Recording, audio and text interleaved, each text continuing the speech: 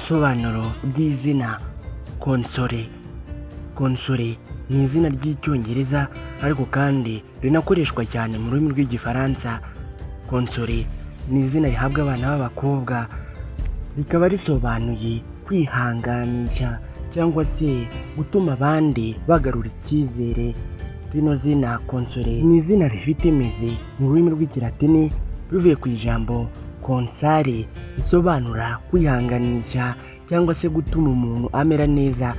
Rino zina konsole ni izina rifitanye isano cyane n'izina konsolata. Rino zina kandi nubwo rikunze guhabwa abana b'abakobwa, hari n'ubwo usanga ryahawe abana b'abahungu. Rino zina konsole ni izina ryakunze gukoreshwa cyane mu miryango ya gikristo. Imwe mu mico n'imigirire ikunze kuranga umuntu witwa konsole. Konsole ni umuntu ugira imbaraga nyinshi. Konsole ni umuntu ukunda amahoro kurenza ikindi kintu icyo ari cyo cyose. Konsole ni umuntu ugira ugutwi kumva abandi. Konsole ni umuntu ari umwizerwa, kandi konsole ni umuntu uba wita cyane ku marangamutima y'abandi kandi akabasha kubafasha mu buzima bwabo bwa buri munsi. Konsole ni umuntu wicisha bugufi. Konsole ni umuntu uba uzi kwihangana cyane. Konsole ni umuntu ugira umutima w'urukundo, kandi konsole aba ari umuntu w'umunyempuhwe.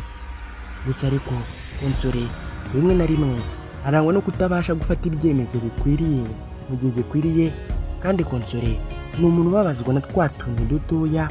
Kandi konsole kuvuga hoya cyangwa se guhakana ni ibintu bikunze kumunanira cyane. Konsole kandi ni wa muntu ushobora kwizera akaba yarenza urugero, bamunenga nabwo akabishyikiriza umutima cyane, bityo akahababarira. Rino zina konsole ni izina ryakunze gukoreshwa cyane mu bihugu nka Uganda, n'u Rwanda ndetse na Repubulika Iharanira Demokarasi ya Kongo. Rero niba witwa konsole, uzi cyangwa uturanye n'umuntu witwa konsolata, reka nkwifurize kugubwa neza. Reka nkubwire ko gukora subscribe hano hari ikintu cy'ingenzi kuri twe. Naho jye nitwa Aimable Niyongira, munyemerere duhure ubutaha.